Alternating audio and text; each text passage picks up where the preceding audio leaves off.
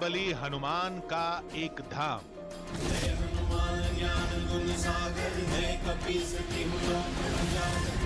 500 साल से भी पुराना एक शिवलिंग, 3 संतों की समाधि और गद्दी पर बैठे एक गुरुदेव। इन 4 कोनों के बीच चमत्कार की एक दुनिया बसती है जो कदम कदम पर लोगों को चौंकाती है, सोचने के लिए मजबूर कर देती है। फरियादी के दिमाग में जो होता है वो बताने से पहले बाबा के कागज पर छप चुका होता है। आपका नाम शकुंतला देवी है, गर्भाशय में दिक्कत है, कैंसर नामक रोग हुआ, गंभीर हालत है, 3रे स्टेज का है, डॉक्टर को दिखवा लिया, आराम नहीं लगा। पीयूष अग्रवाल, गुजरात, बच्चा गंभीर हालत में, परेशान, खून में इन्फेक्शन, नस दबी, 1 साल से दवा काम नहीं कर रही, गर्दन में समस्या, चेतन विद्या की गई, लाभ होगा, आशीर्वाद।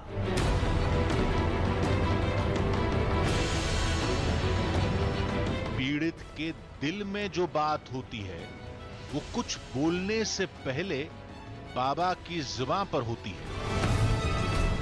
कृपा होगी, पूर्ण लाभ होगा। घर में एक ना एक बीमार 2017 से है, घाव बना गले में, कैंसर नामक रोग हुआ है। उसे बोल, बिगाड़ा। कुछ बोलने की जरूरत नहीं, कुछ बताने की जरूरत नहीं, बस बाबा के सामने खड़ा होना है। फिर समस्या से लेकर समाधान तक सब कुछ पल भर में आपके सामने। लोग कहते हैं ये बाबा का चमत्कार है, बाबा कहते हैं ये चमत्कार महादेव, महाबली और सैकड़ों दिव्य शक्तियों का है जो धाम परिसर में 24 घंटे तैनात रहती हैं। इस दावे की पड़ताल के लिए आज आपके सामने बहुत कुछ ऐसा होगा जो आज तक कभी नहीं हुआ, और आधी हकीकत आधा फसाना की टीम के साथ भी कुछ ऐसी घटना होगी जिसका सामना आज तक हमने कभी नहीं किया। कैमरामैन नदीम अंसारी, आपका नाम है, आपके बेटे का नाम नवीद है, बढ़ेगा, खुश रहेगा।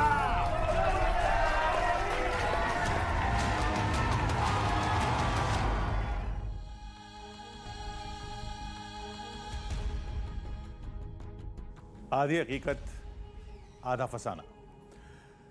मन की बात जान लेने वाले को अंतर्यामी कहा जाता है, और दिव्य ग्रंथों के मुताबिक अंतर्यामी तो केवल भगवान होते हैं। लेकिन धरती पर भी कुछ ऐसे शख्स हैं जो बिना बताए सामने वाले की बात जान लेने का दावा करते हैं। मध्य प्रदेश के छतरपुर में ऐसे ही एक बाबा हैं। दावे के मुताबिक वो सामने खड़े फरियादी की हर बात जान जाते हैं, यहां तक कि नाम और पता भी। फरियादी को केवल बाबा के सामने खड़ा होना होता है और कुछ ही पल में उसका भूत, वर्तमान, भविष्य सब कुछ बाबा के पर्चे पर लिखा होता है।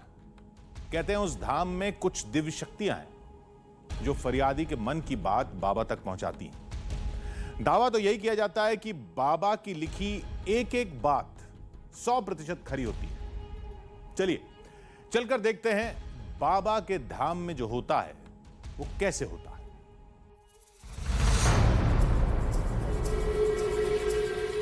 बिना बताए सब कुछ जान लेना ये तो भगवान का काम है। ये कौन सा इंसान है जो भगवान की तरह अंतर्यामी है? पता नहीं ये चमत्कार है या चालबाजी, ये लोगों की आस्था है या कोई अंधविश्वास।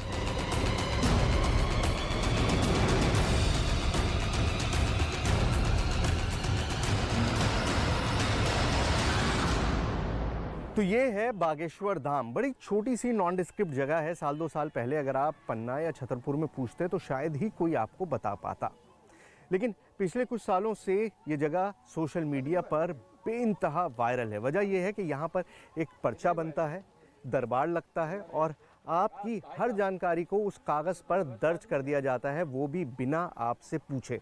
सवाल यह है कि ये सब होता कैसे है, क्या वाकई ऐसा होता है या इसमें कुछ ट्रिक इन्वॉल्व है, हमको नहीं पता। हमने सिर्फ वीडियोस देखी हैं जिसमें हज़ारों की तादाद में लोग आते हैं और उनको उनके हर सवाल का जवाब बिना कुछ बोले मिल जाता है। तो बागेश्वर धाम पहुंच गए हैं, आइए देखते हैं कि इस दरबार में आखिर होता क्या है।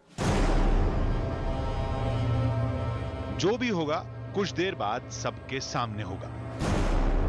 मन की बात जानने की कई माइंड गेम होती है। बिना बताए नाम और पता बता देना या आश्रम की कुछ ट्रिक से संभव है, लेकिन दावा यह है कि बाबा के कागज पर लिखी एक एक बात सही होती है। देखते हैं हमारे कैमरे के सामने क्या होता है।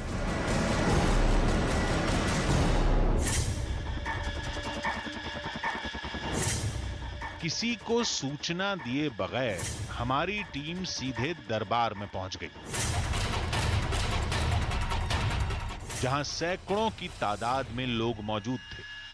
कुछ गंभीर मरीज भी दिखे। इन सब से दूर पंडित धीरेन्द्र कृष्ण शास्त्री, जिन्हें लोग गुरुदेव और बाबा कहते हैं, वो सोफे पर बैठे कुछ कागज पर लिख रहे थे। बाबा की बातें सुनकर लोग उनके चरणों में लेट जाते।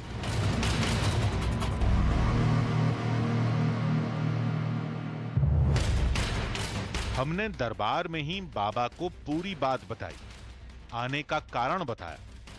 हैरत तो तब हुई जब बाबा ने इस रियलिटी टेस्ट के लिए तुरंत हामी भर दी और तुरंत अगला पर्चा लिखने में जुट गए।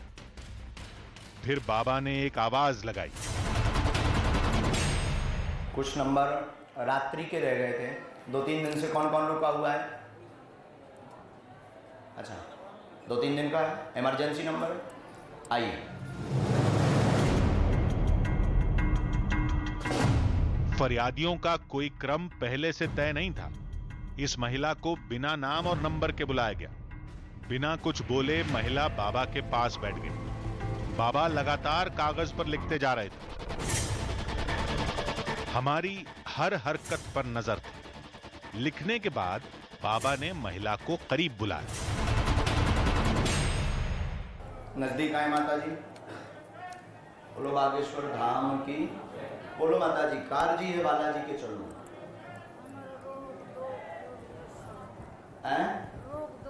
रोक दो बना। कहाँ से आई आप? दिल्ली से आई हैं। दिल्ली में कहाँ रहती हैं? गाजियाबाद में रहती हैं। अच्छा अच्छा, पहली बार आई हैं? हाँ जी, पहली किसी को अपना प्रश्न बताया? हमें किसी ने बताया था, कोई छतरपुर की रहती तो हम पंडित जी। अच्छा, उन्होंने दिल्ली में रहते हैं? हाँ, उन्होंने किसी को आपने अपनी परेशानी तो नहीं बताई? यहाँ नहीं ऐसे। पूछिए, क्या पूछना है? हम पढ़वाएं आपको? पढ़ी लिखी हैं? नहीं, हम पढ़े लिखे नहीं। अब और बढ़िया। किसको पढ़वा दें? तो मैं पढ़वा दें? हमारी टीम से ही उस महिला का पर्चा पढ़ने के लिए कहा गया, जिसे बाबा ने महिला के बताए बिना लिखा था। आपका नाम शकुंतला देवी है। गर्भाशय में दिक्कत है, कैंसर नामक रोग हुआ, गंभीर हालत है, 3रे स्टेज का है। डॉक्टर को दिखवा लिया, आराम नहीं लगा, धीरे धीरे लाभ होगा। 2022 28 अगस्त तक स्वस्थ होगी। आशीर्वाद।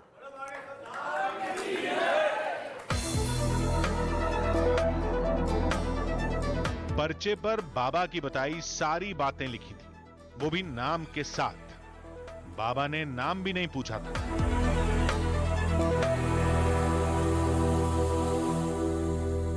गर्भाशय में बताओ, बच्चादानी में दिक्कत बताई? हाँ, बच्चादानी में दिक्कत ले भैया, जो पढ़ पर्चा। बहुत दूर हुआ है, भोपाल में भी हुआ है और जब एम्स में इलाज चल रहा हो। ये पढ़ ले भैया। बाबा यही नहीं रुके, महिला से जुड़ी और भी कई बातें बताने लगे।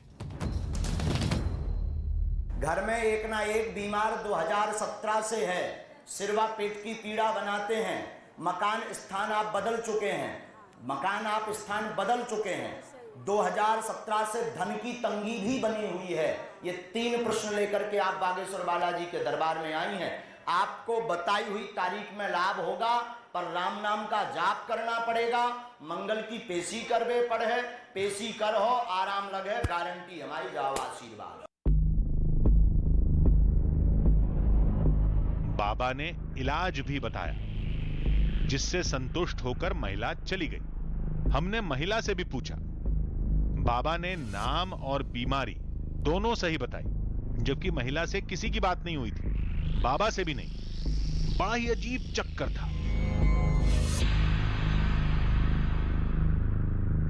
क्या बताएंगे, क्या बता सकते हैं, समझने की कोशिश करते हैं। मतलब सरप्राइजिंग है, नाम बता देना, बीमारी बता देना, इस तरह से कि किसी का नाम आप बता दे रहे हैं बिना जाने, बीमारी बता दे रहे हैं। अब इनके साथ क्या बताते हैं, देखते हैं एक बार। एक और महिला फरियाद लेकर बैठी थी। शांति के साथ पर्चा लिखने का काम शुरू हुआ, लेकिन बाबा का एक और जौहर देखना अभी बाकी था। बाबा ने अचानक सामने बैठी महिला को छोड़ दूसरे फरियादी का नाम पुकारा। श्री सीताराम नाम भगवान की कोई गायत्री देवी नाम से अर्जी आई। दरबार में फौरन गायत्री की तलाश शुरू हो गई। वो महिला कमरे के एक कोने में मिली। यहाँ पहले से किसी को लिखवा तो नहीं दिया आपने? नाम तो नहीं बताया? इमरजेंसी में, कार्यालय में काऊ ने पूछो तो नहीं है? ये कुछ और नहीं, हमारी चुनौती का जवाब था। कहते हैं बाबा पर्चा बनाकर किसी को भी बुला लेते हैं। पर्चा भी फरियादी के हिसाब से बदल जाता है। सामने किसी और फरियादी को बैठाया, पर्चा लिखा, फिर किसी और का नाम पुकारा जिसे कोई जानता भी नहीं था। महिला से बात करके हमने भी पूरी पड़ताल की। फिर बाबा ने बताना शुरू किया। 1999 से ही परेशान हैं, 2005 से अति से ज्यादा विसंगति में फंसे हैं, एल्कोहल की मात्रा इनने ज्यादा लाई, यही से जो बीमार है पप्पा जो कृपा करते हैं आशीर्वाद। ऐसा ही है जैसा बाबा जी ने बताया, बिल्कुल ऐसा ही है। बिल्कुल ऐसा ही है। मतलब शराब वगैरह पीने की वजह से बीमारी हो गई थी। हाँ, शराब और सिगरेट शराब और नहीं छोड़ रहा है, सिगरेट। अभी भी नहीं छूट रहा है। बाबा ने भभूत देते हुए कुछ इलाज बताया। महिला संतुष्ट होकर चली गई। हमारी दिलचस्पी इलाज में नहीं, बीमारी पता करने में थी। इलाज के नतीजे का सबूत भी कुछ देर में हमारे सामने आ गया। पंजाब का एक शख्स उपहारों के साथ बाबा से मिलने पहुंचा, जिसके मुताबिक बाबा के आशीर्वाद से उनका बच्चा बोलने लगा है। हमने उस शख्स से अकेले में बात की। इसमें लिखा हुआ है कि बालक आपका मंदबुद्धि का, दिमाग कमज़ोर तथा जन्मजात ब्रेन नस पितुदोष कारण से मूद बाधा का प्रभाव, मृतक मृगी का दौरा पड़ता है। तो यही सारी चीज़ें थी आपके बच्चे के साथ। देखिए ये जब पहली बार आए होंगे तब बाबा ने इनको कागज़ दिया होगा, उसको बाकायदा लेमिनेट करा लिया है, मतलब इस तरह से रखा हुआ है और वो लिखा हुआ है कि बालक आपका मंदबुद्धि, दिमाग कमज़ोर और मतलब जो जो प्रॉब्लम्स है। ये बताइए क्या अब कैसा है? अब ठीक है, वो अब बोलता है, क्लियर बोल रहा है। आपने बताने लग गया, मैं क्लियर बोल रहा हूँ पापा। लेकिन जो जैसा आप बता रहे हैं कि मंदबुद्धि था, बोल नहीं पाता था, वो लोग तो बोल नहीं पाते हैं अमूमन, मतलब जीवन भर। वो ये तो ठीक हो गए ना, अभी क्या बोल रहा। हमें बहुत खुशी हुई, हम दूसरी बार यहाँ पर आए। अच्छा, तो डॉक्टर को दिखाया था, डॉक्टर ने क्या कहा था उस वक्त? तो कहते हैं मंदबुद्धि के रहेगा, इसको समझ नहीं आया। ऐसे ही रहेगा, ऐसे ही रहेगा। डॉक्टर लेकिन वो बोल रहा है अभी। इलाज के असर का मुद्दा यहीं छोड़ देते हैं, क्योंकि हम उसी पर विश्वास करते हैं जो कैमरे के सामने होता है। और जो हमारे सामने हो रहा था वो बेहद चौंकाने वाला था। अब इसे देखिए।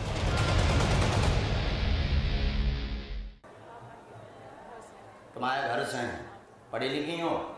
अब और बड़ी बात, हमने लिखा गुम गए हैं, पति हैरान है, उन्हीं को परिवार ढूंढ रहा, उसी कारण उत्पात घर में मचा है, व स्वास्थ्य भी खराब बना रहता है।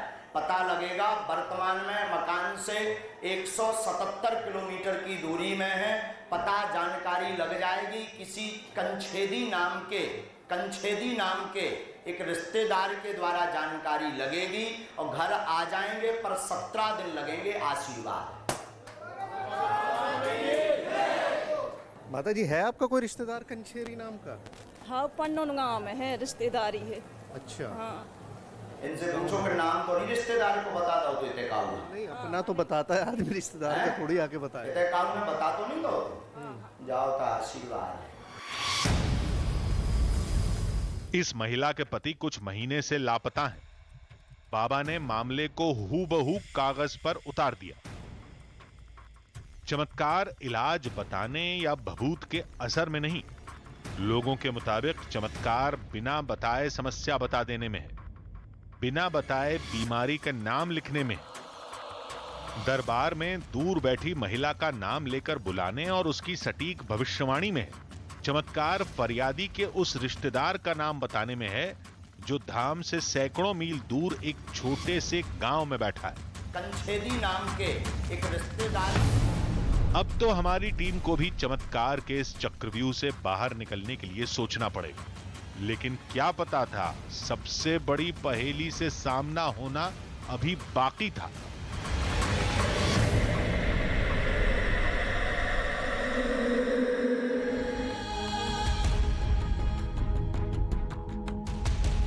अब होने को कुछ भी हो सकता है। हो सकता है दरबार में पहले से ही धाम के आदमी बैठे हों। यह भी हो सकता है कि धाम में फरियादी की सारी जानकारी पहले ही ले ली जाती हो। हालांकि धाम में रोज 5 से 6 हजार फरियादी आते हैं। इतने लोगों की जानकारी जमा करके बाबा तक पहुंचाना और याद रखना एक नामुमकिन काम है। तो फिर बाबा ये सब कैसे जान लेते हैं? बिना किसी के बताए फरियादी की सारी जानकारी पर्चे पर कैसे लिख देते हैं? यह समझने के लिए हमने सब पता किया। फरियादी कैसे आते हैं, कैसे रजिस्ट्रेशन होता है, अर्जी कैसे ली जाती है, किस व्यवस्था के तहत लोग बाबा के दरबार तक पहुंचते हैं, और इन सब के बीच हमें कई चौंकाने वाली बातें पता चली।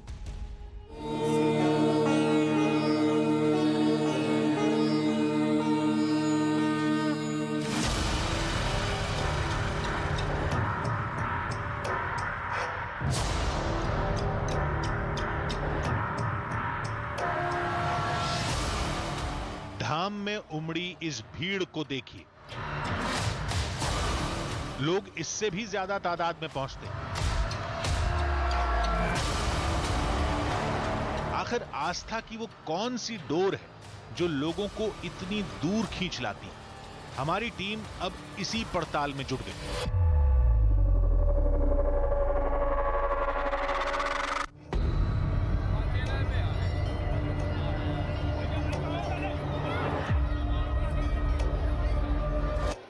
ज़रा भीड़ का आलम देखिए, हज़ारों की भीड़ है। इतनी छोटी सी जगह है जहाँ पहुँचना मुश्किल है, जिसके बारे में लोगों को पता नहीं है, जिसके बारे में कोई जानकारी नहीं है। सोशल मीडिया के ज़रिए खबरें चली हैं, लेकिन लोग उम्मीद के साथ, इस उम्मीद के साथ कि उनकी सारी परेशानियाँ हल हो जाएंगी, उनकी बीमारियाँ दूर हो जाएंगी, उनके साथ जो दिक्कतें चल रही हैं वो सब दूर हो जाएंगे, इस उम्मीद के साथ हज़ारों की भीड़ इस तरह से बागेश्वर धाम में आती है और बिल्कुल डॉक्टर की तरह पर्चा बनवाती है और इंतज़ार करती है कि किस तरह से, जैसे डॉक्टर दवाइयाँ लिख के देता है, आप किसी MBBS डॉक्टर के पास जाते हैं, किसी फिजिशियन के पास जाते हैं, वो आपकी पूरी बीमारी वगैरह लिख देता है, लेकिन बीमारी जानने के लिए टेस्ट करवाता है। यहाँ पर वो सब नहीं होता और उसी लिए ये भीड़ है। हज़ारों की तादाद में ये लोग हैं जिनको पता है कि यहाँ पर जाएंगे, बाबा के सामने खड़े होंगे और उनके हाथ में एक पर्चा दे दिया जाएगा जिसमें वो सब कुछ लिखा होगा जो उनके दिल में है, जो उनके दिमाग में और किसी को नहीं पता है, लेकिन फिर भी उस पर्चे पे वो सब दर्ज कर दिया जाएगा। पहले यह पता करते हैं कि धाम में आने और बाबा के सामने पहुंचने के बीच फरियादी कितनी प्रक्रिया से गुजरते हैं। हो सकता है रहस्य इसी में छुपा हो।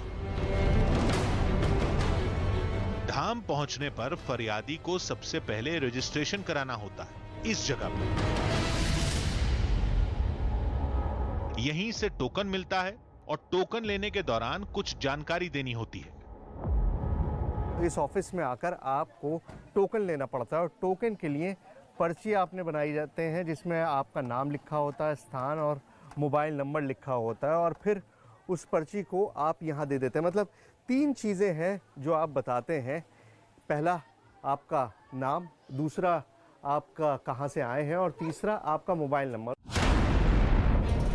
यहीं से सूचना लीक होने की आशंका जताई जाती है। बाबा बिना बताए फरियादी का नाम और जगह बता देते हैं। कहते हैं टोकन की इस व्यवस्था से यह संभव है, लेकिन यह पूरा सच नहीं है। ये नंबर इमरजेंसी वाले लगते हैं। जो टोकन सिस्टम के अलावा प्रति दिवस 30 से 40 इमरजेंसी आती है, हम सपोज दैट उनका नाम लिख लेंगे, उनकी बीमारी लिख लेंगे। इसके अलावा जो 60 टोकन नंबर प्रतिदिन बांटते हैं या भीड़ में से हज़ारों लोगों में से बुला लेते हैं, तो ये तो पॉसिबिलिटी नहीं है कि हज़ारों लोगों में से हम हज़ारों लोगों की उनकी समस्याएं लिख के रखें और किसी से भी जाके कह दें कि आप किसी को भी उठा लाएं, भैया पर्चा उसी का होगा। ये तो पॉसिबिलिटी नहीं है ना, तो ये नहीं है।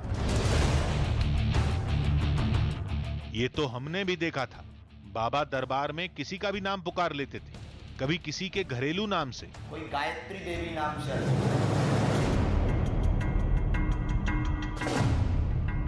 तो कभी फरियादी के साथ आए उस शख्स के नाम से जिसका रजिस्ट्रेशन में भी इस्तेमाल नहीं हुआ है। आप भी देखिए, कोई गायत्री देवी नाम से अर्जी आई।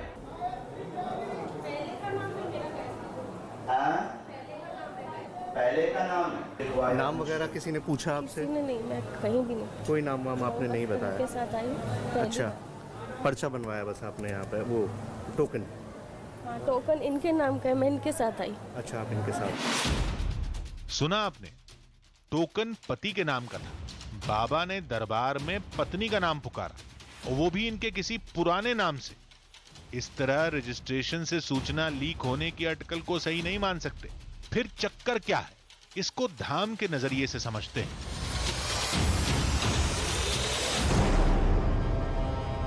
चमत्कार की उस कहानी को सुनते हैं जिसमें लोगों की गहरी आस्था है, और इसकी शुरुआत होती है यहां से, जहां रजिस्ट्रेशन कराने के बाद फरियादी बालाजी यानी महाबली हनुमान और महादेव शिव को अर्जी देने पहुंचते हैं।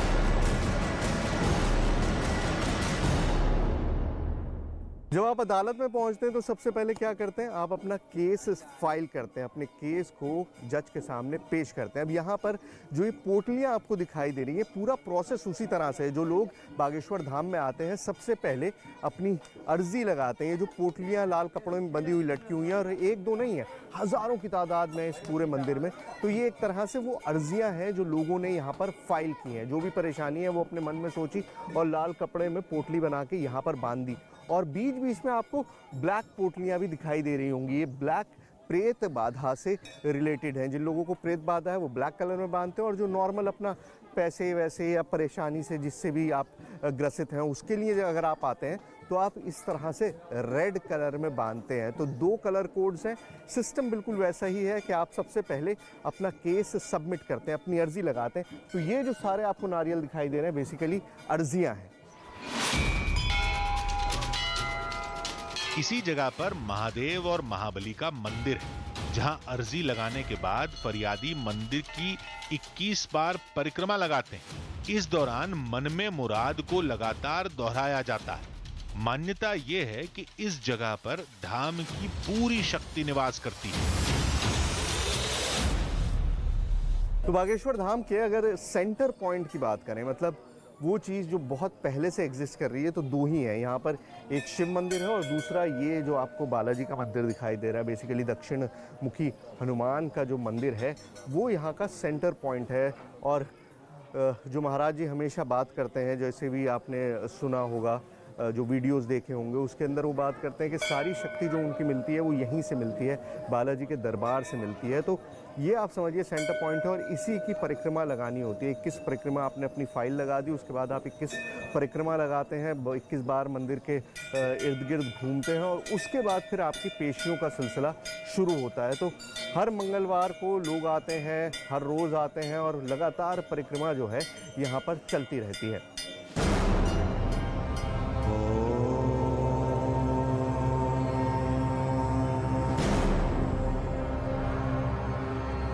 इसी जगह पर 3 संतों की समाधि है। कहते हैं ये बाबा के गुरु हैं, जिनकी शक्ति आज भी इस धाम के अंदर समाहित है। चलिए अब आपको ये बताते हैं कि धाम की इस जगह को शक्ति का केंद्र क्यों कहते हैं। इस जगह पर 4 चीजें हैं। पहला, बालाजी यानी महाबली हनुमान की प्रतिमा। दूसरा, महादेव की प्रतिमा। तीसरा, बाबा के गुरुओं की समाधि। और इसी जगह मन्नत के नारियल बांधे जाते हैं, जिसकी 21 परिक्रमा करते हुए फरियादी मन्नत को दोहराते हैं। दावा यह है सैकड़ों साल पुरानी मूर्तियों और समाधि की दिव्य शक्ति की वजह से इस जगह पर हजारों अलौकिक शक्तियों का वास है जो लोगों की मन्नत की जानकारी बाबा तक पहुंचाती हैं और बाबा बिना किसी के कुछ बोले, बिना कुछ बताए मन की सारी बातें जान जाते हैं।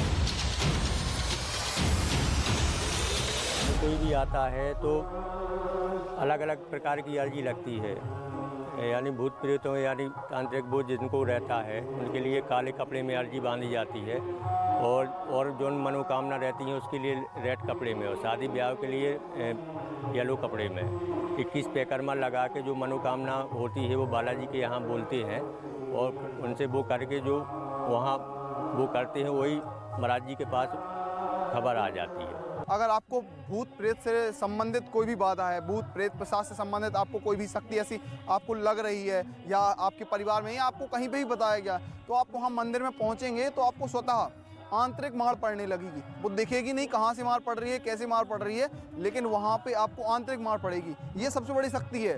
ये गुरुदेव उपस्थित हों या ना हो, गुरुदेव अगर धाम से बाहर भी हो ना तब भी ये होता है। जो लोग लंबे समय से आ रहे हैं, बाबा से मिलते हैं, धाम की व्यवस्था से जुड़े हैं, इनका दावा है कि धाम की अलौकिक शक्तियों का एहसास कई बार किया गया है।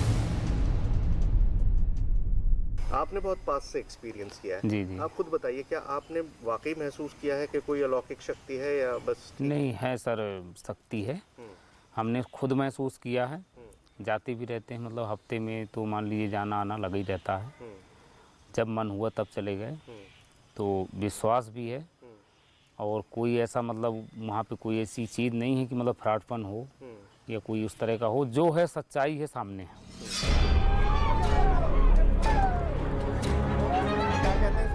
लोगों ने कहा उन अलौकिक शक्तियों का एहसास करना है तो प्रेत दरबार पहुंचिए, जहां बाबा पीड़ितों को चुटकियों में ठीक कर देते हैं। हमने भी उधर का रुख किया।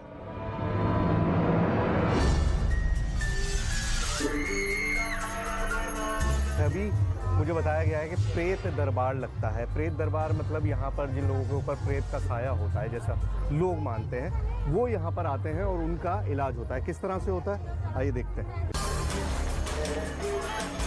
पूरे दरबार में अजीब हरकतें हो रही, कोई चीख रहा था, कोई चिल्ला रहा था, कोई सिर पटके जा रहा था। कुल मिलाकर माहौल बेहद भयानक लग रहा था। देखिए बाबा भी यहाँ पर आए भी नहीं हैं, सिर्फ ये आरती यहाँ पर आई है और यहाँ का माहौल बदल गया। अभी तक जो महिलाएं बहुत शांत बैठी हुई थी, वो अजीबोगरीब तरीके से चीखना, चिल्लाना और शोर मचाना शुरू कर दिया। आप बिलीव नहीं कर सकते कि अभी चंद मिनटों पहले तक ये सब लोग ठीक बैठे हुए थे। अभी बाबा जी नहीं आए हैं, लेकिन उसके बावजूद प्रेतों की हालत आपके सामने है। तभी दरबार में बाबा पहुंचे और देखते ही देखते दरबार में चीख पुकार और तेज हो गई। बाबा के हाथ हरकत में आए, कुछ मंत्र बुदबुदाना शुरू किया और इसके साथ ही लोग तड़पने लगे।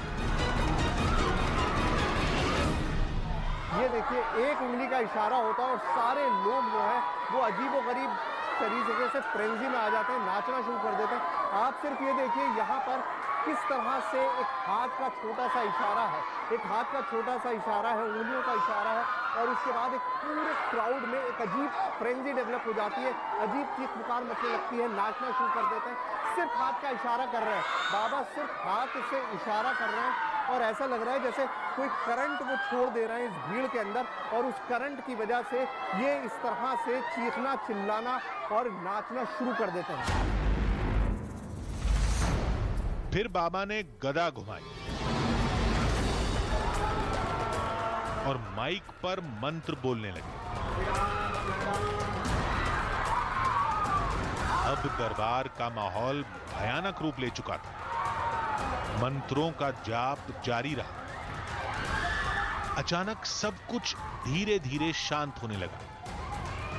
कुछ देर पहले जो महिलाएं मंत्रों को सुनकर चीख रही थी, वो अब शांति के साथ भगवान की पूजा के बाद आरती ले रही। क्या हो गया था आपको? हमको घर में तबीयत सही नहीं रहती थी और तबीयत खराब होती थी और एक रोज बाद तंग करते हैं और घर में शांति नहीं रहती। तो तुमने डॉक्टर को दिखाया था कभी? हमने दिखाया है, काफ़ी जगह दिखाया है, लेकिन बालाजी भी गए थे, मेहंदीपुर बालाजी, तो वहाँ पे आराम था, लेकिन आराम तो कुछ हम पे गलती हो गई, फिर दोबारा हो गया। तो यहाँ कब जैसे अभी क्या हुआ तुम्हें याद है? अभी यहाँ पे आराम है। क्या हुआ? सब सही है, अब कुछ नहीं हमारे अंदर। नहीं है, बिल्कुल ठीक हो गई हो। ये सब क्यों होता है, कैसे होता है? ये मनोविज्ञान की एक ऐसी पहेली है जिसके कई पहलू हैं। इस पर आज भी शोध हो रहा है, लेकिन हमारी दिलचस्पी बाबा की उस शक्ति में थी जिसके दम पर वो फरियादी के मन की बात जान जाते हैं, वो भी एकदम सटीक। इसके लिए हमने एक जाल बिछाया, लेकिन पड़ताल करते करते हम भी रहस्य के उस जाल में फंस गए। ये इन्फॉर्मेशन आप अपने पास नोट कर लीजिए, मैंने भी नोट कर ली।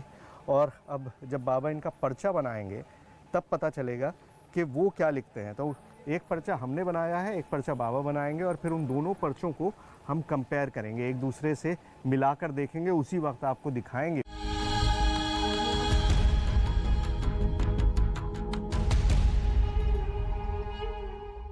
रात में सोते वक्त यह बड़ा हादसा हुआ। उत्तर प्रदेश के बागपत में छात्रों के दो गुट आपस में ही बढ़ गए, जमकर मारपीट की। मारपीट का वीडियो सोशल मीडिया पर वायरल हुआ। पुलिस अब इस पूरे मामले की जांच पड़ताल कर रही है। उत्तर प्रदेश के लखीमपुर खीरी में गन्ना कटाई विवाद सुलझाने पर पुलिस वालों से लोगों की मारपीट हो गई है। पुलिस की पिस्टल छीनकर लोग भाग गए। दिल्ली में यमुना नदी की सफाई पर अब हाई लेवल कमेटी ने पहली बार बैठक की है। इस बैठक में 8 सूत्रीय प्लान बनाया गया है। एनजीटी ने इस हाई लेवल कमेटी की जिम्मेदारी उपराज्यपाल को सौंपी है। राजस्थान के बीकानेर में बाबा रामदेव ने हवन किया है। कहा कि पीओके को भारत में शामिल करने के लिए हवन और संकल्प लिया गया है। रूस से गोवा आ रहे विमान को लेकर सुरक्षा अलर्ट जारी किया गया है। 238 यात्रियों से भरा ये विमान उज्बेकिस्तान भेजा गया। पाकिस्तान के प्रधानमंत्री शहबाज शरीफ ने अंतर्राष्ट्रीय मुद्रा कोष को चिट्ठी भेज करके समीक्षा मिशन भेजने की अपील की है। आईएमएफ के मुताबिक पाकिस्तान में बिजली और गैस की कीमतें बढ़नी तय हैं। पेरू में सरकार के खिलाफ अब प्रदर्शन और तेज हो गए हैं। लीमा में 11,800 पुलिसकर्मियों को तैनात कर दिया गया है। आंदोलन शुरू होने के बाद से अब तक के 53 लोगों की यहां मौत हो गई है।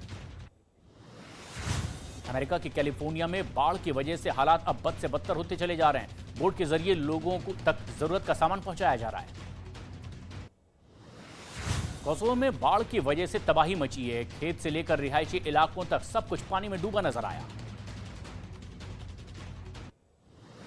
सर्बिया में बाढ़ की वजह से हालात और ज्यादा बिगड़ते चले जा रहे हैं। स्कूलों को अब बंद कर दिया गया है। जगह जगह पानी भरने से रेल यातायात भी प्रभावित हुआ है। रूस के राष्ट्रपति पुतिन के करीबी और चेचन कमांडर रमजान कादिरोव की नाराजगी सामने आई है। पश्चिमी मीडिया की एक रिपोर्ट ने दावा किया है। यूक्रेन के कीव में रूस ने जबरदस्त हमला करने की रणनीति बनाई है। राष्ट्रपति जेलेंस्की को घर में ही घेरने का एक नया प्लान बनाया गया है। रूस का एक बार फिर से यूक्रेन पर हाइपरसोनिक मिसाइल से हमला हो सकता है। बेलारूस से ये तस्वीरें सामने आई है जिसमें हमले का दावा किया गया है।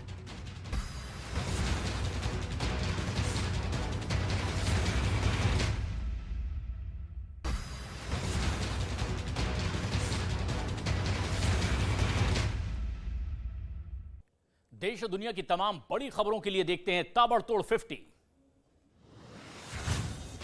जम्मू कश्मीर के किश्तवाड़ में भारी बर्फबारी के बीच में सेना के जवान तैनात हैं। कड़ाके की ठंड के बीच में गश्त लगाते जवानों का वीडियो भी सामने आया है। जम्मू कश्मीर के कई हिस्सों में बर्फबारी का सिलसिला लगातार जारी है। अनंतनाग में भारी बर्फबारी की वजह से पहाड़ सफेद चादर से ढके नजर आए। उत्तराखंड के जोशीमठ में घरों और गाड़ियों पर बर्फ की सफेद चादर बिछी नजर आई। पर्यटकों के साथ कारोबारियों के चेहरे भी यहां खिले नजर आए। उत्तराखंड के उत्तरकाशी में लगातार हो रही बर्फबारी की वजह से कई रास्ते बंद हो गए। गंगोत्री हाईवे पर भी बर्फ हटाने का काम लगातार जारी है। हिमाचल प्रदेश के धर्मशाला में पहाड़ों के साथ साथ निचले इलाकों में भी अब बर्फबारी हो रही है। 1 डिग्री सेल्सियस तक के यहां तापमान दर्ज किया गया है। लोगों को अब घरों से निकलना मुश्किल हो गया है। जम्मू के कटरा में भारी बर्फबारी के बीच वैष्णो देवी दर्शन करने के लिए भक्त बड़ी तादाद में पहुंच रहे हैं। दूर दूर से आए श्रद्धालु बर्फबारी का भी लुत्फ उठा रहे हैं। उत्तराखंड के जोशीमठ में बर्फबारी के बीच में ही धूप भी खिली है। कड़ाके की ठंड से लोगों को कुछ हद तक इससे राहत मिली है। ऊंचाई वाले इलाकों में 1 से 2 फीट तक बर्फ जम गई है। उत्तराखंड के औली में सड़क पर बर्फ जमने की वजह से लोगों की मुश्किलें बढ़ गई है। रास्ता खोलने के लिए मशीनों का भी इस्तेमाल किया जा रहा है। जम्मू के पटनी टॉप और नत्था टॉप में भी बर्फबारी का सिलसिला लगातार जारी है। दूर दूर से पहुंच रहे हैं यहां पर सैलानी जो बर्फबारी का लुत्फ उठा रहे हैं। जम्मू कश्मीर के रामबन में बर्फबारी के बीच में पहाड़ों से पत्थर गिरने का भी सिलसिला लगातार जारी है। जम्मू कश्मीर नेशनल हाईवे 44 को यातायात को रोक दिया गया है। उड़ानों पर भी अब घने कोहरे का असर दिखाई देने लगा है। दिल्ली से उड़ान भरने वाली सभी फ्लाइट देरी से चल रही हैं। आज दिल्ली में डीजीपी आईजीपी के सम्मेलन में प्रधानमंत्री नरेंद्र मोदी भी शामिल होंगे। सम्मेलन में प्रधानमंत्री मोदी साइबर क्राइम, आतंकवाद समेत कई मुद्दों पर चर्चा करेंगे। दिल्ली में रक्षा मंत्री राजनाथ सिंह ने एनसीसी कैडेट और अधिकारियों को संबोधित किया। कहा, एनसीसी से टीम वर्क सीखने को मिलता है। मध्य प्रदेश के भोपाल में 8वें अंतर्राष्ट्रीय विज्ञान महोत्सव का आगाज हुआ है। महोत्सव को मुख्यमंत्री शिवराज सिंह चौहान ने वहां शिरकत की और केंद्रीय मंत्री जितेंद्र सिंह ने भी यहां मौजूदगी दर्ज करवाई। उत्तर प्रदेश के मुख्यमंत्री योगी आदित्यनाथ ने लखनऊ में G20 वॉकथॉन को हरी झंडी दिखाई है। योगी ने कहा कि पीएम मोदी के नेतृत्व में देश लगातार आगे बढ़ रहा है। यूपी भी तरक्की कर रहा है। यूपी के प्रयागराज में मौनी अमावस्या के मौके पर बड़ी संख्या में श्रद्धालु पहुंचे हैं। श्रद्धालुओं और संतों के स्वागत में हेलीकॉप्टर से फूल की बरसात की गई। उत्तराखंड के हरिद्वार में मौनी अमावस्या के मौके पर श्रद्धालुओं की भारी भीड़ दिखी गई है। गंगा नदी में लोगों ने यहां स्नान किया है।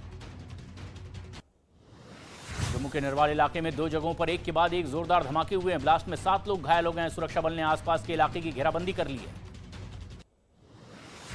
स्टिकी बम के जरिए धमाके की आशंका जाहिर की जा रही है। सूत्रों के मुताबिक बहुत जल्द एनआईए की टीम भी धमाके वाली जगह पहुंचेगी और जांच पड़ताल शुरू करेगी। बिहार के कटिहार में वंदे भारत एक्सप्रेस पर देर रात एक बार फिर से पथराव किया गया है। यात्रियों को जोरदार आवाज आई और फिर शीशे टूटते दिखाई दिए। मुंबई में पुलिस ने 22 साल के एक लड़के को गिरफ्तार किया है। लड़के पर डेटिंग ऐप के जरिए लड़कियों को गंदे मैसेज करने का आरोप है। जतिन फर्नांडिस के खिलाफ नोरा फतेही की मानहानि याचिका पर पटियाला हाउस कोर्ट में सुनवाई हुई है। अब 25 मार्च को अगली सुनवाई होगी। दिल्ली के कनॉट प्लेस में एक होटल में भीषण आग लग गई है। उसके बाद अफरा तफरी मच गई। समय रहते दमकल की गाड़ियों ने आग पर काबू पा लिया। मुंबई के चेंबूर में आरबीआई स्टाफ क्वार्टर में भीषण आग लग गई है। कड़ी मशक्कत के बाद इस आग पर काबू पाया गया। महाराष्ट्र के औरंगाबाद में एक टूरिस्ट बस में आग लगने से हड़कंप मच गया है। शॉर्ट सर्किट की वजह से बस में आग लगने की बात कही जा रही है। बिहार के कटिहार में एक ही परिवार के 3 घरों में आग लगने से हड़कंप मच गया। गनीमत यह रही कि किसी को कोई नुकसान नहीं हुआ। हरियाणा के सोनीपत में एक आदमी ने सड़क किनारे खड़ी कार को आग के हवाले कर दिया। पूरी घटना वहां लगे सीसीटीवी कैमरे में रिकॉर्ड हो गई। आरोपी की तलाश में पुलिस जुटी है। पंजाब के लुधियाना में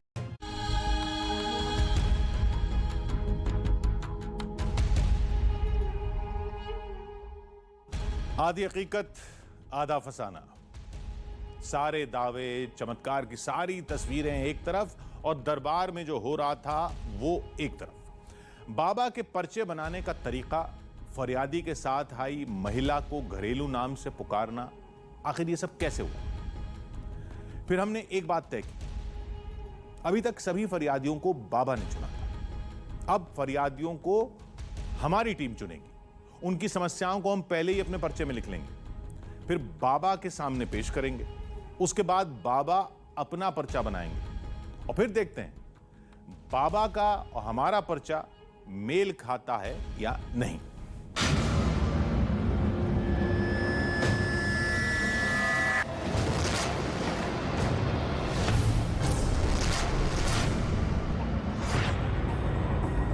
नया दिन, नए फरियादी और ढेर सारी नई अर्जियां। लेकिन हमारे लिए चुनौती वही पुरानी। बाबा मन की बात कैसे जान जाते हैं, बिना बताए फरियादी की बीमारी कैसे बता देते हैं। इसके लिए अपने पुराने फॉर्मूले को लागू करने का वक्त आ गया था। दरबार के एक फरियादी को लेकर हमारी टीम कमरे से बाहर निकली। देखिए, जैसा मैंने आपसे कहा कि बागेश्वर धाम का रियलिटी चेक हम करेंगे। अब पर्चे तो बाबा बनाते हैं, तो बाबा ही बनाएंगे, लेकिन मैं उससे पहले एक पर्चा खुद बनाऊंगा। मैंने आपसे कहा था कि मैं लिखूंगा यहाँ पर और ये समझने की कोशिश करेंगे कि जो हमने लिखा है उससे जो बाबा पर्चा बनाते हैं वो कितना मैच करता है। नाम बताइए पहले तो आप मुझे अपना। अर्जुन सिंह नाम है अर्जुन आपका? सिंह मेरा नाम है। अच्छा, और आपके बेटे का क्या नाम है? इनका सचिन सिंह। और आपके बेटे का नाम है सचिन सिंह। ठीक है, तो देखिए सबसे पहले मैंने नाम लिख लिया है। एक तरफ अर्जुन सिंह है फादर और सचिन सिंह इनके बेटे, मतलब दो चीज़ें हमने नोट कर ली। अब इसमें से एक नाम तो बाबा क्योंकि नाम बता देते हैं बहुत आसानी से, तो बता पाएंगे। आप कहाँ से आए हैं? बैंगलोर से। बैंगलोर से। ठीक है, ये मैंने बैंगलोर भी लिख लिया। और प्रॉब्लम क्या है? प्रॉब्लम इनको हो गया टॉन्सर, गले में टॉन्सर हो जाता है। अच्छा, सचिन के गले में टॉन्सिल हो जाता है। ठीक है, टॉन्सिल गले में। ठीक है, और जब भी इनका एग्जाम या कुछ स्कूल का था तभी होता है। अच्छा, जैसे अब कल डॉक्टर को दिखाया? डॉक्टर को दिखाया, फिर डॉक्टर ने क्या कहा? ऑपरेशन होएगा। अच्छा, ऑपरेशन के लिए हमने फिर डॉक्टर ने ऑपरेशन के लिए कहा? जी। ठीक है, तो ये इन्फॉर्मेशन आप अपने पास नोट कर लीजिए, मैंने भी नोट कर ली। और अब जब बाबा इनका पर्चा बनाएंगे तब पता चलेगा कि वो क्या लिखते हैं। तो एक पर्चा हमने बनाया है, एक पर्चा बाबा बनाएंगे, और फिर उन दोनों पर्चों को हम कंपेयर करेंगे, एक दूसरे से मिलाकर देखेंगे। उसी वक्त आपको दिखाएंगे भी कि क्या कहा गया।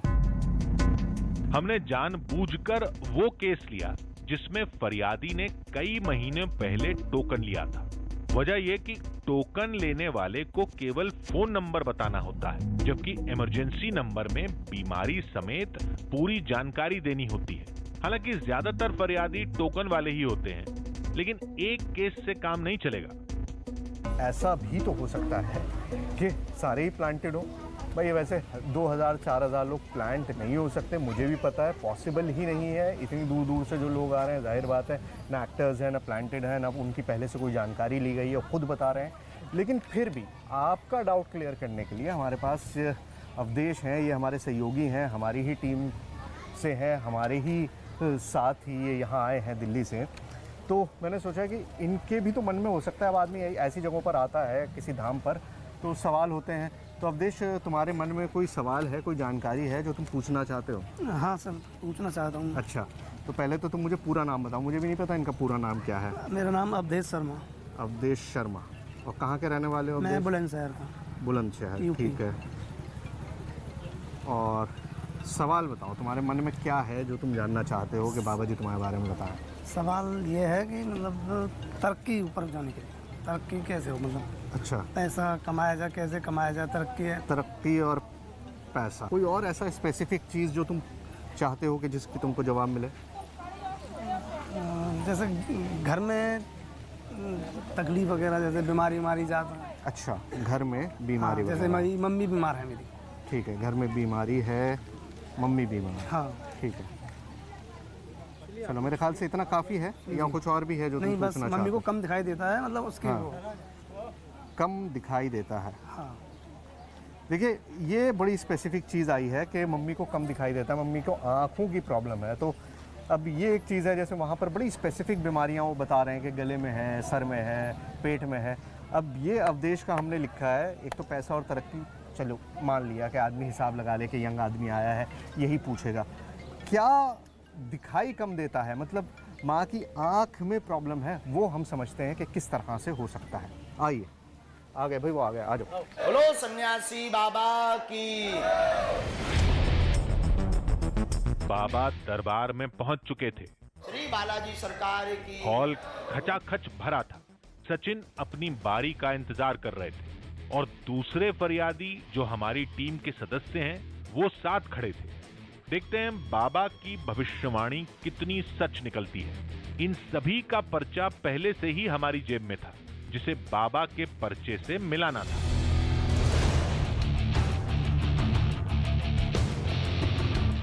सब कुछ पहले जैसा चलता रहा। तभी हमने बाबा से बोला, बाबा जी 2-3 लोग हैं। हम अभी बुलाते हैं, जी। जैसा जैसा आदेश लगता है। जी। सचिन सिंह। अरे ये क्या, बाबा ने तो हमारे चुने हुए फरियादी को खुद ही बुला लिया। हमारी टीम सचिन सिंह को बुलाने वाली थी, ये बाबा को कैसे मालूम चला? थोड़ी ही देर में सचिन और उसके पिता बाबा के पास थे। बाबा ने पर्चा लिखना शुरू किया।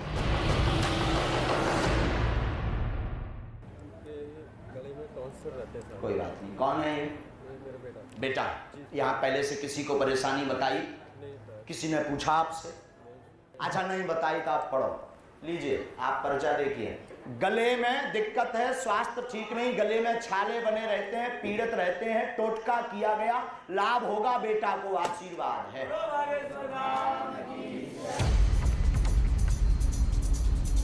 हमारी टीम लाजवाब थी, कोई जवाब नहीं।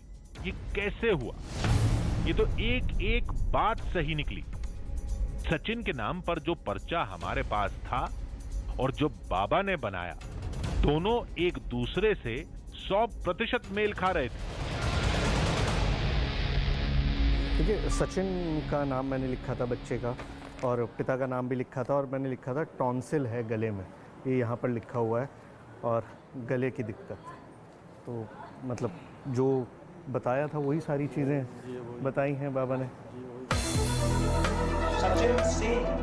पहले बाबा ने खुद सचिन का नाम पुकारा, फिर पर्चे पर सचिन की बीमारी भी लिख दी। दावे के मुताबिक ये चमत्कार धाम की उन्हीं दिव्य शक्तियों का है जो सीधे बाबा के संपर्क में रहती हैं। इस घटना ने तो हमें चौंका कर रख दिया था। पड़ताल के पहलुओं को लेकर हमारी टीम उधेड़बुन में लगी थी। तभी बाबा ने दूसरा झटका दिया। हम चाहेंगे कि ये हो सकता सब सेटिंग हो, पर आप हमारी सेटिंग में नहीं होंगे। मैंने बिल्कुल यही सोचा था कि आपने ये सोचा था। दूसरा मैंने हाँ, ये बात भी दूसरा आपने सोचा था, ये हम दूसरे का जवाब आपका दे रहे हैं। हाँ। अभी सोचा, और पहले भी सोचा आपने। हाँ, सोचा। दरबार में आने के पहले और दरबार पर सर्चिंग करने के पहले आपने सोचा। क्या सोचा? एक हम अपने का करके दिखाएं, तब हम मानेंगे। हमने अपनी टीम के एक सदस्य को बाबा के सामने लाने की तैयारी कर रखी थी। हमने सोचा ज्यादा से ज्यादा बाबा क्या करेंगे, उसके बारे में भी सब कुछ बता देंगे। लेकिन नहीं, बाबा ने अपने चमत्कार का भाला हमारी सोच से भी आगे फेंक दिया। आप जो सोचते जा रहे हैं वो कोई बता रहा, मन में हमारे प्रेरणा दे रहा, और वही होता जा रहा। अब हमने तीनों, आपकी ही टीम है भाई, दिल्ली से हम 3 लोग आए हैं, बाकी ये 2 हमारे यहाँ के सहयोगी हैं। बुलाएंगे, आप तीनों आए हुए हैं। हम तो पहली बार है, पहली बार है यहाँ पर। आपने अपना परिणाम लगाया, बताया है, बाकी कोई परिचय तो हमने किया नहीं। आपने करवाया तो नहीं? हाँ जी या ना जी? बिल्कुल नहीं। अब इनमें से हम बुलाते हैं जिनकी हमारे लिए प्रेरणा आती है, हम उनको 3 में से बुलाते हैं। दिल्ली से गई हमारी टीम में रिपोर्टर समेत 3 लोग थे, जिनमें एक को बाबा के सामने पेश करने की रणनीति बनाई गई थी। बाबा ने दावा किया कि रिपोर्टर को छोड़कर बाकी बचे 2 लोगों में एक के बारे में वो सारी जानकारी देंगे जो धाम की उन दिव्य शक्तियों ने उन तक पहुंचाई है। पूरे धाम में रिपोर्टर के अलावा उन 2 सदस्यों के बारे में कोई कुछ नहीं जानता, नाम भी नहीं। आपका नाम सोहेल है, पर आपके साथ कोई नजीम अंसारी जी हैं, इनको भेज दिया जाए। Welcome to you Bageshwar.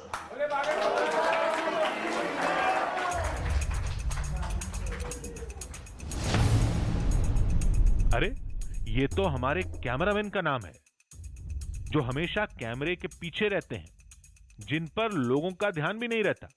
फिर बाबा ने नाम कैसे बता दिया? हमने तो किसी और को पेश करने की योजना बनाई थी, लेकिन बाबा ने कैमरामैन का नाम ले लिया। हालांकि नाम पूरा सही नहीं है, लेकिन असल के काफी करीब है। इन लोगों से किसी से पता कर लिया हो? खैर, आप मान रहे हैं कि ऐसा नहीं है।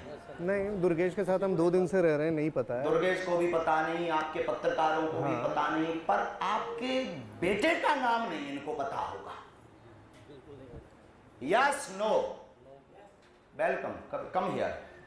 पूरे एमपी में अगर इनके बेटे का कोई नाम इस वक्त जानता होगा तो मैं जानता हूँ। पूरे एमपी में अगर कोई जानता होगा तो कोई नाम जानता होगा तो आप जानते होंगे। दूसरे बागेश्वर वाले बालाजी जाना तुम्हारे चाँदपुर खन की। लीजिए, कैमरामैन नजीम अंसारी आपका नाम है, आपके बेटे का नाम नवीद है। बढ़ेगा, खुश रहेगा, खुश रहेगा, और तुम्हारी जैसी हाइट का है, पढ़ेगा, बुद्धिमान है, आगे जाएगा, दोनों बच्चियां खुश रहेंगी। आशीर्वाद। इनके बेटे भी पता है, 2 बेटियां, 2 बेटियां वो भी पता है, सबसे छोटी बेटी है वो भी हमें पता है। जी बिल्कुल ठीक। सबसे छोटी बेटी है वो भी पता है। कुशीनगर के हैं ये भी हमें पता है। कुशीनगर के रहने वाले हैं वो भी हमें पता है।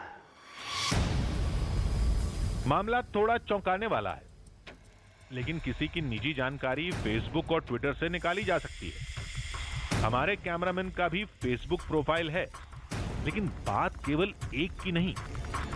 धाम में रोजाना 4 से 6 हजार लोग आते हैं।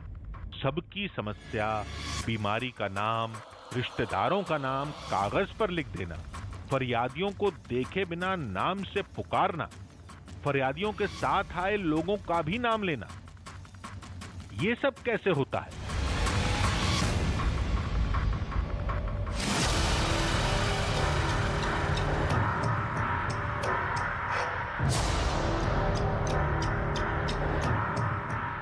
कोई किसी की मन की बात कैसे पढ़ लेता है? कोई क्या सोच रहा है ये कैसे पता चलता है? ये जानने के लिए हमने इंटरनेट की मदद ली, जहां हमें मशहूर माइंड रीडर करण सिंह का एक पुराना वीडियो मिला, जिसमें करण ने team India captain Virat Kohli का दिमाग पढ़कर उनके बचपन के दोस्त का नाम बता दिया था। Somebody from your childhood which no way anybody could know, okay? Like a friend that you remember having, or a teacher, anything that you already thought. Now, is this? Just give me one hint. Is this somebody from your school? Is this somebody from college? Is this somebody from your colony? What is this? Colony. Colony. Okay, imagine you're 8 years old. You're in your park. You're learning how to play cricket. You're playing with him. This is somebody who you used to play with as a child. Are you still in touch with this person? Recently, yes. Recently, okay. You lost touch for a while and then you gained back touch. Okay, perfect. Do you remember both names, first name and the second name? Okay, we'll try this.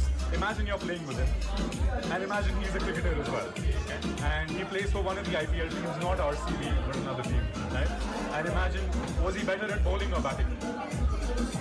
Bowling. So imagine he's bowling for you, and you're batting, and obviously you're playing fantastically against him. Imagine doing that, and the commentators, let's say Harsha Bhogle is commenting, and he says XYZ runs up to bowl from this end. And Virat takes him through 4. Imagine his name. Imagine shouting the name really loudly. So when you see the little bit, he does something like this. Softer sound in the beginning, like a P or a B. A P, thank you. Don't react much, but I'll try to do this. Generally imagine shouting the name. Can you spell the name in your head? Yes. But I was fairly quick. The first name is not very long. 5 or 6 letters, yes? Yeah. 6 letters? Yeah. Okay. Pick a letter somewhere in the middle of his name, in the middle of the first name. Yeah. And say that to yourself. That's a Y, yes? So we try this. We try this. I'll try to get this name as close as I can. Okay. Keep saying this to yourself. I might not get the second name right. Does the second name start with an N? Yeah. Okay. I think I have this. I think I have this. I'll show all of you what I think it is. Don't say what I've written. I'll show all of you. Keep it completely to yourself. You close your eyes as well. Right? Have a look. Right, got it? Got it? Hey. Got it? Yeah? Got it? Yeah. Now everybody here is proof that I can't change what I've written. I'm going to count to 3. I want you to tell everybody the friend that you're thinking of, and their reaction will tell you if I got it right or not. 1, 2, 3. Piyush Nagpal.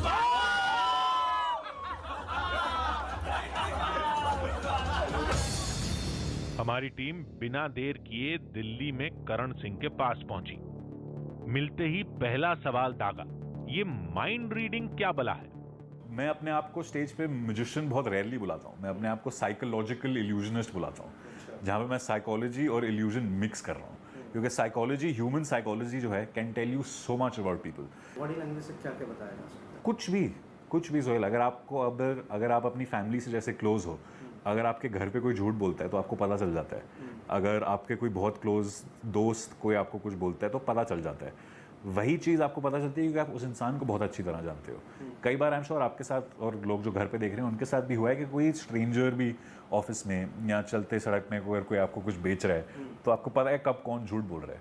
तो वही चीज़ अगर मैं अपने shows में apply कर रहा हूँ, and I am doing it for entertainment, it's the same. You can figure out anything, their names, their date of birth, कि अब क्या बीमारी है उनको, उन्होंने ब्रेकफास्ट में क्या खाया था, वो ढंग से सोए हैं कि नहीं रात को, उनका सर दर्द कर रहा है कि नहीं। There is so much you can figure out just based on their body language. हमने करण को धाम और धाम के बाबा की पूरी कहानी बताई, हर तस्वीर से रूबरू कराया। फिर करण ने जो बताया वो हैरान कर देने वाला था। जैसे बहुत सारे जैसे बाबा जब हम बात कर रहे थे, वो बोलते हैं कि हमको भगवान की दी हुई शक्तियाँ ये हैं वो, मेरे में वो नहीं है। मुझे ये नहीं पता कि उनमें है कि नहीं, बट अगर मैं बिना शक्तियों के कर सकता हूँ ये चीज़ फॉर एंटरटेनमेंट, तो हु इज टू से कि वो सेम चीज़ नहीं कर रही है। That is my logic behind it. आपका नाम शकुंतला देवी है, गर्भाशय में दिक्कत है, कैंसर नामक रोग हुआ। बाबा ने कई लोगों की समस्या बताई, बीमारी का नाम लिया, खून में इन्फेक्शन, नस दबी। हमारे कैमरामैन के बेटे का नाम बताया। आपके बेटे का नाम नवीद है, बढ़ेगा खुश रहेगा। हमने करण से कहा अगर सारा खेल माइंड रीडिंग का है तो कुछ करके दिखाइए। तो करण, आपने हमको समझा तो दिया और आपने बता भी दिया कि किस तरह से किया जाता है। हाँ। लेकिन प्रैक्टिकली जिस तरह से वो चमत्कार करके दिखा रहे थे, हाँ। अब आप इतना दावा कर रहे हैं तो चमत्कार भी ठीक है। चमत्कार करने से पहले बहुत इंपॉर्टेंट है कि लोगों को ना लगे कि हमने सेटअप करा हुआ है। मैंने आपको ये नहीं बोला कि एक्टिंग कर लेना या हेल्प कर देना, ऐसा कुछ नहीं करा। ठीक है। तो आपके कोई बच्चे हैं? कैमरे पे बता देता हूँ, मेरे 2 बच्चे हैं। तो आर यू कंफर्टेबल फर्स्टली कि आपके 2 बच्चे हैं, तो आर यू कंफर्टेबल कि बड़े बच्चे का नाम मैं फिगर आउट करने की कोशिश करूँ और सबको बता दूँ? आप कर सकते हैं तो करिए, मुझे लगता नहीं कि आप कर पाएंगे। ठीक है। ये जानते भी नहीं है कि मेरा बच्चा लड़का है लड़की है, कुछ नहीं पता। बहुत ही बढ़िया। ठीक है। तो जो भी ये बड़ा बच्चा है उनके बारे में सोचिए कि आज उनका बर्थडे है। आज जहाँ पे हम दोनों मिले हैं हमारे शूट के लिए नहीं, बट उनकी बर्थडे की प्लानिंग करने के लिए। तो केक कट रहा है and all of us are singing happy birthday to you, happy birthday to, and फिर वो नाम आप अपने दिमाग में बोलिए और ये जो भी नाम है दोहराते रहिए इन योर माइंड, कुछ भी जोर से नहीं, बस बोलते रहिए अगेन एंड अगेन। तो now I want you to think उनके नाम के बीच में कोई भी एक लेटर, जैसे मेरा नाम करण है, KARAN, तो R सोच सकते हो। बिल्कुल मिडिल लेटर। बिल्कुल मिडिल लेटर सोचो। ठीक है। तो जो भी ये लेटर है अपने दिमाग में बार बार बोलते रहिए। ओ, कैमरा पे शायद ये कैच हुआ होगा, शायद नहीं होगा, जरा सा ये करा आपने। मैं थोड़ा एग्जैजरेट कर रहा हूँ, बट मुझे लगता है बिकॉज ऑफ दैट जो लेटर आप सोच रहे हो इज द लेटर A।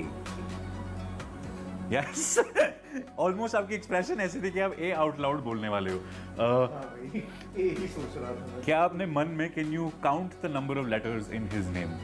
जोर से कुछ नहीं, बस मन में काउंट कर लीजिए। Done. Okay, that was fairly quick. ये ज्यादा लंबा नाम नहीं है। तो next thing, can you think of the first letter? जो भी फर्स्ट लेटर है इसके बारे में सोचिए। Okay, last letter. What I do Sohail is मैं लिख के कैमरा को दिखा देता हूँ कि मुझे क्या लगता है कि नाम क्या है, आपको दिखाने से पहले। हो सकता है सोहेल मेरा लास्ट लेटर में शायद मैं गलत हूँ, मैं 2 लेटर में कंफ्यूज हूँ, बट ऐसा ही कुछ होना चाहिए नाम। मैं कैमरा में दिखा देता हूँ। जो भी कैमरा के पीछे, अगर आपको उनका नाम पता है तो प्लीज़ रिएक्ट मत करिएगा। आई थिंक ये नाम होना चाहिए। सोहेल मैं 3 तक गिनूंगा, जब मैं 3 पहुंचूंगा आप नाम बताना मुझे। 1 2 3। शाज। जैसा कि मैंने कहा कि लास्ट लेटर में शायद मैं गलत हूं। आई गॉट शाद। एब्सोल्युटली, मतलब उसका नाम शाज है। शाज मतलब यूनिक। यूनिक। और वो डी As- और जेड में मैं थोड़ा सा मैं कंफ्यूज हो गया, but that is as close as I can get. I mean this is again, मेरे में कोई शक्तियां नहीं है, मेरे को भगवान ने कोई शक्तियां नहीं दी हैं। बाबा ने जिस तरह हमारे कैमरामैन और उनके बेटे का नाम बताया, ठीक उसी तरह एक माइंड रीडर ने हमारे रिपोर्टर के बेटे का नाम बता दिया।